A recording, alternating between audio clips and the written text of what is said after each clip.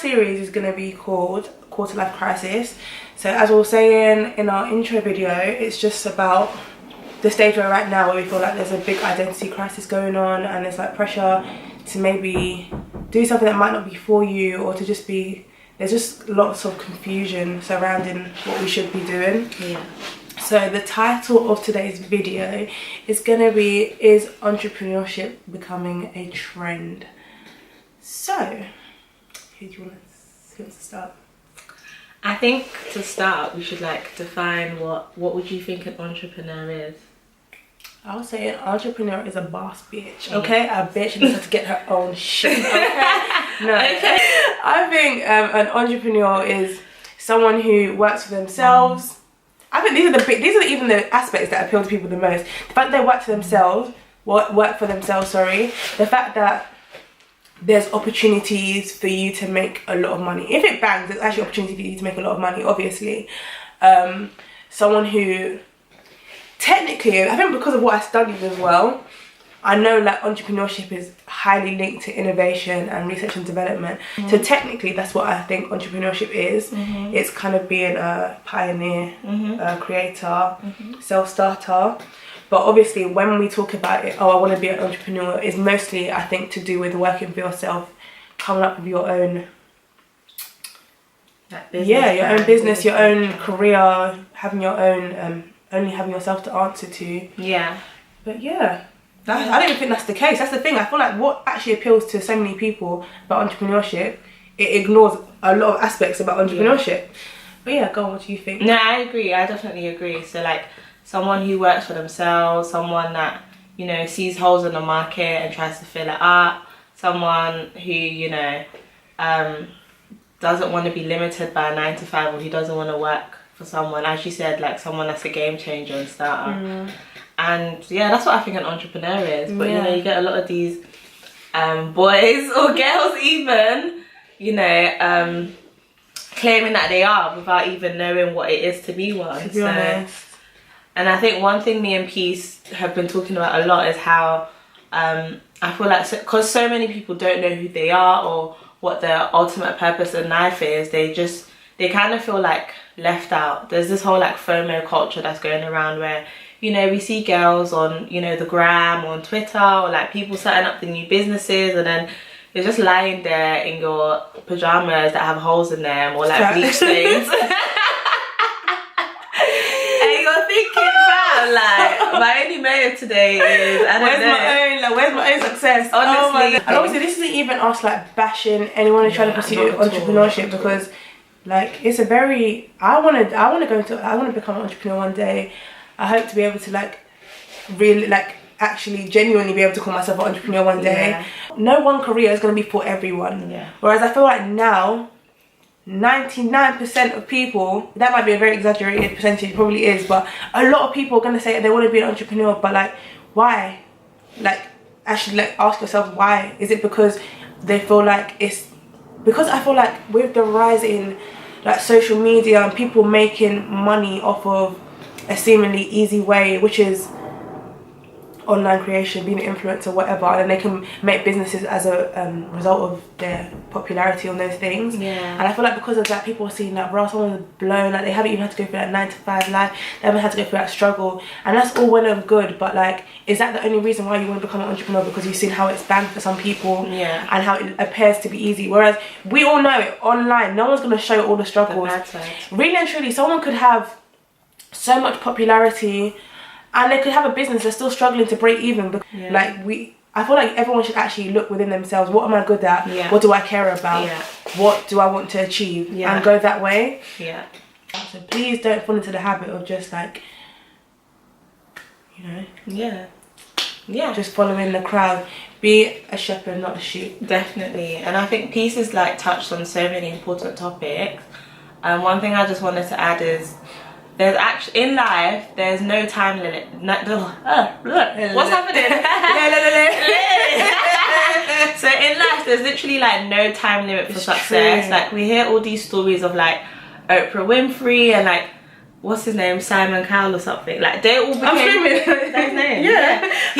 He became rich when he was like 40, 50. Yeah, that's true. Do you know what I mean? Like, that's very true. Honestly, yes, your 20s do set the foundation for the rest of your life, but you know, there's no time limit. There's no expected time to cross the finish line. Like, you can blow at 40. It doesn't, you know, make you less of a man than someone that's blowing at 20. And I mean, there's like so many different aspects you need to think about when you are going into business, about whether you truly want to do it, whether you're prepared to go through the hurdles.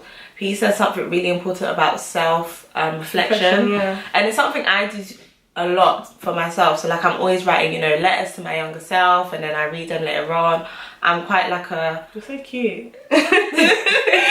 Honestly, self-reflection is so key, and I feel like through looking at what you've been through in life, through noting down your strengths and weaknesses, then you could know what you need to build on and what you need to work on as well. I think another important thing is finding a mentor. You know, we're so blessed and we're so like lucky to have so many people before us that have made mistakes that, you know, we can learn from and not make the same mistakes with. So I think finding a mentor, whether it be in your field or not, I also just getting someone out of your field, because I just think it's nice to have that whole, like, you know, holistic approach to life. Just find someone that's been through it before, that, you know, would give you advice on what not to do, maybe things they've done that have worked, things they haven't done that have worked, and, you know, just use their advice as your starting block. Like, we're not trying to say don't become an entrepreneur, we're just trying to say don't just become one because everyone else is doing it. Yeah, basically just think if it's really something you want to do. Yeah, honestly. And just to touch on that, like, I went to an event recently and they were actually talking about mentorship and the importance of mentorship. But you can actually have several mentors. Like, you can have in industry or outside of industry, like life mentors. Like, it's just having people around you, or that, you know, you can go to ask certain things, or to give you advice, or give you their own perspective. Like, even what they say is not gospel. Like, you still have to make your own decisions, but definitely. It's just nice to like have people that, you know, you can go to or look up to, or help to guide you or steer you in the right direction. But yeah, it's just, self-reflection is actually key. And at this stage in life, if you don't know what you want to do, then I feel like you can focus on getting better at what you're good at, or trying to learn a new skill, so then you will know what you want to do. Like, there's just, you can always be productive or proactive in some way. And this is me preaching to myself, trust me. Especially, wait, no, did you hear that? I heard it. I can hear it from like a meter away, I swear. Close the window. Peace is actually so scared of bees. It's there. Where? It's as I was saying, what was I saying? Okay. Yeah, using your time wisely, that's what I was saying. This is me preaching to myself. Because even now, since I finished uni, I've just been so motivated. So now, every day, I've been productive in some way. Even when I've not been, because I work like part-time until my grad job starts. When I haven't been working and I'm so tired, what's another one? And I'm so tired, I will still be productive in some way. Obviously, you have to take time for yourself and stuff. If you're able to look at yourself and be like, am I actually being productive and proactive with my life, with my time in general? That's what you need to aim for. I feel like we should all aim for that. And also surrounding yourself with knowledge. Like, there's so much out there.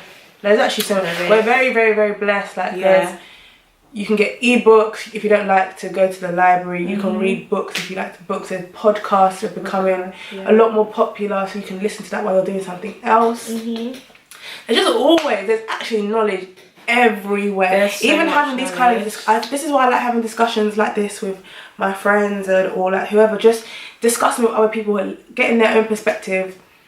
That's a way of learning as well, and it just opening your mind, basically. So there's like so much on our phone, so much like at our fingertips, and you know, we spend, like me especially, I'm so guilty of this. I could wake up at like 9 o'clock, go from Instagram to YouTube to Snapchat to Daily Mail to, you know, and keep doing that cycle for like 4 or 5 hours, when in that time, you know, I could have been learning how to do something on YouTube. Like, I really want to get into like trading and, you know, stocks, and learning about so much to do with like the wider industry. I could have used that time to, you know, instead of watching someone's Pretty Little Thing haul or something, like watch the video on like how to trade, what does it mean, gone to the gym, you know, just taking time out to meditate and reflect. And I feel like the amount of time we spend on social media, social media is like the new holy grail. It can be like the key to your success, but it can also be like the door to your failure.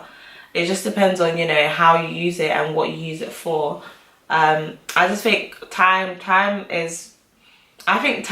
time to me is the most important thing, because that's something that you're never getting back, to be honest. And I guess that's why people are in so much of a rush to like do things, because they're like, I'm still young, I still have energy, let me, you know, get it done. But just be wise about what you spend and use your time on. There's enough money in the world, you know, for people to make, and there's enough opportunities for all of us to gain and achieve. It's just take time out, sit down, even if it means, you know, not going on your phone for like a whole day.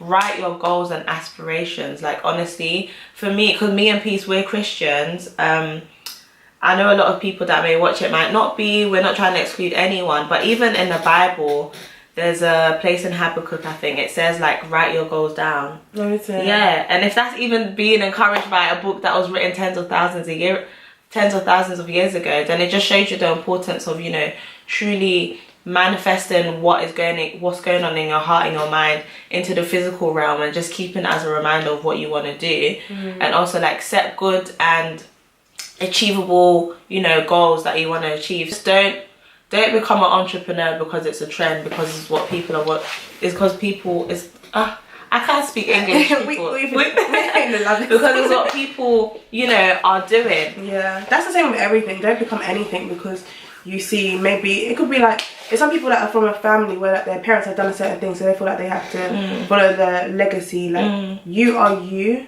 and obviously we all want to make people proud, and we all want to we all want to be successful. Yeah, but just do what I feel like. Marked. This is a Bible study. Michael Todd, he has a sermon called Marked. Is it called Marked for Your Purpose or something like that? Yeah. But it's basically about how you have to find your own purpose.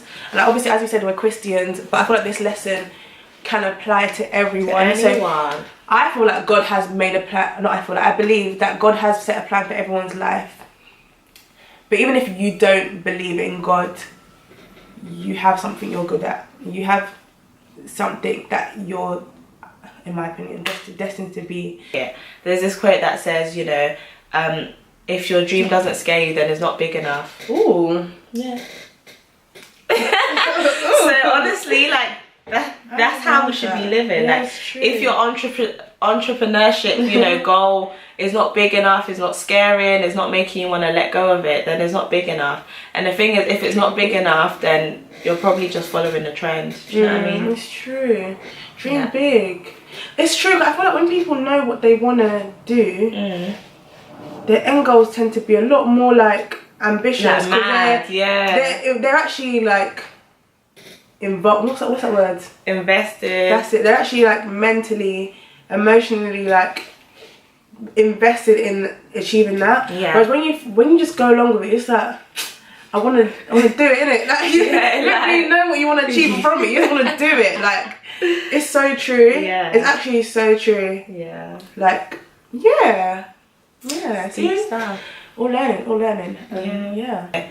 I just think if there's nothing you've taken from today, it's just self-reflection. Write down your strengths and weaknesses, and write down your goals.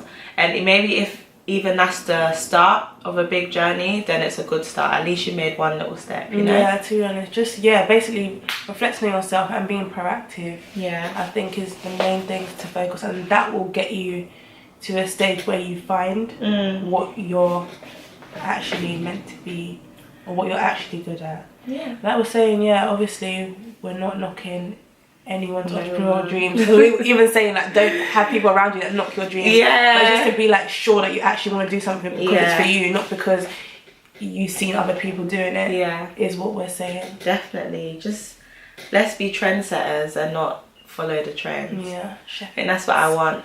Yeah. Absolutely. Be shepherds, not sheep. Absolutely. I know there's like so much people that appear to be doing big things, but you know, your time is coming.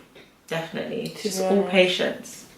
And remember, all that glitters is not gold. Yeah, especially we saw this. Media, like, even like what's it called, online couples. Oh yeah. They'll be like, oh, goals. No, Then goals. next thing you know. Yeah. So like, it's just all that glitters is not gold, including entrepreneurship, including people's lives, including people's stories. Like, you do not know the struggles. That's why you have to find, when you find what you're supposed to be good at, when you go through those struggles, it'll be so much easier to overcome them, because you'll be more motivated to overcome them. Whereas if I'm there trying to pursue medicine when GCSE science was really my goodbye to science, then once I get one of those things that you were faced with, I have to be like, see ya. Like, so we'll see you guys in our next video. Shaku better. I can't shaku. Someone teach me, please. I've been watching tutorials. What arms? You can do shaku. You can do the arms. Go on, hey, go on, hey. Yeah. Bye. So good.